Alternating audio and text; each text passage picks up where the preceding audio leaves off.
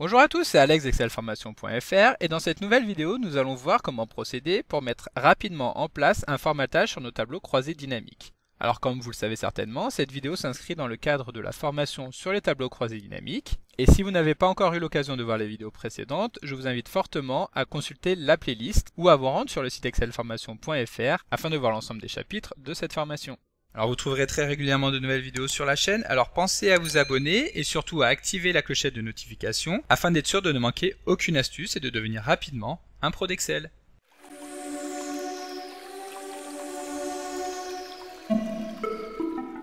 Comme d'habitude, le support de ce cours est disponible dans la description de la vidéo et je vous invite fortement à le télécharger pour pouvoir réaliser les opérations en même temps que moi. Donc nous l'avons vu dans l'introduction de cette vidéo, nous allons voir comment mettre en forme un tableau croisé dynamique.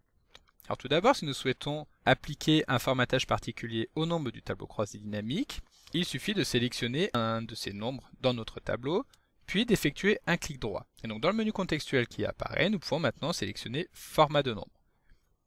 Ensuite, nous arrivons sur cette fenêtre que nous connaissons bien, qui permet de définir exactement le formatage qui nous intéresse. Donc ici, nous allons par exemple appliquer un formatage sans aucune décimale, avec un séparateur de milliers, et dans lequel les chiffres négatifs seront affichés en rouge. Ensuite, nous validons et nous voyons que la mise en forme que nous avons sélectionnée s'applique à l'ensemble des données présentes dans notre colonne. C'est-à-dire que nous allons devoir reproduire la même opération pour chacune de ces colonnes. Alors pas de panique, il suffit de revenir dans le menu personnaliser et tout en bas nous allons retrouver le format que nous venons de créer. Nous pouvons l'appliquer à la seconde colonne et enfin nous allons pouvoir l'appliquer à la troisième colonne, sachant que c'est dans cette troisième colonne et uniquement dans celle-ci que nous avons des chiffres négatifs, et nous allons donc pouvoir voir que les chiffres négatifs vont avoir couleur rouge. Alors à savoir que dans la plupart des cas, la mise en forme qui va être définie par défaut sur le tableau croisé dynamique pourra largement suffire. Mais évidemment, il est possible de personnaliser complètement l'apparence de celui-ci à partir du menu Création que nous allons retrouver en haut lorsque nous allons sélectionner une des cellules du tableau croisé dynamique. Et donc maintenant, nous allons voir quelles sont les principales options de personnalisation. Alors, tout d'abord, si nous allons à gauche de ce menu, nous allons retrouver le menu sous-total. Celui-ci permet d'activer ou non la présence des sous-totaux lorsqu'il y a des changements de catégorie. Donc ici, les sous-totaux sont affichés, mais nous pouvons par exemple choisir de les masquer. De cette manière, dans notre tableau, nous allons avoir le nom des groupes, mais nous n'aurons pas les totaux qui vont s'afficher. Si nous recliquons dessus, nous allons pouvoir choisir de les afficher en dessous.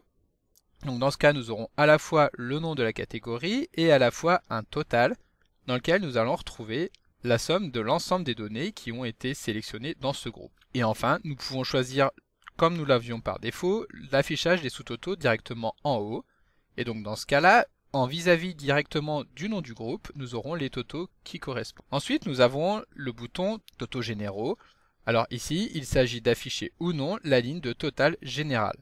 Donc nous pouvons soit choisir de masquer totalement les totaux des lignes et des colonnes, soit de les activer pour les lignes et les colonnes, soit uniquement pour les lignes, soit uniquement pour les colonnes. Ensuite, nous allons retrouver le bouton Disposition du rapport. Alors ce bouton permet de personnaliser le type de tableau que nous souhaitons avoir, c'est-à-dire soit sous la forme compactée, qui est donc la forme par défaut que nous avons ici, et dans laquelle les étiquettes de l'ensemble des lignes seront disposées dans une même colonne.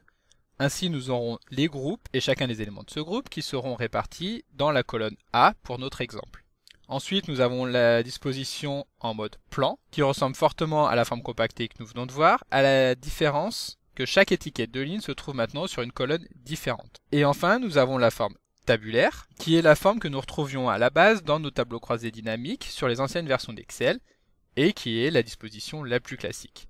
Alors pour les deux derniers modes d'affichage que nous venons de voir, il est également possible de choisir de répéter les étiquettes d'éléments lorsque celles-ci possèdent plusieurs éléments. Pour cela, il suffit par exemple d'effectuer un clic droit sur l'étiquette pays, puis de nous rendre dans Paramètres de champ.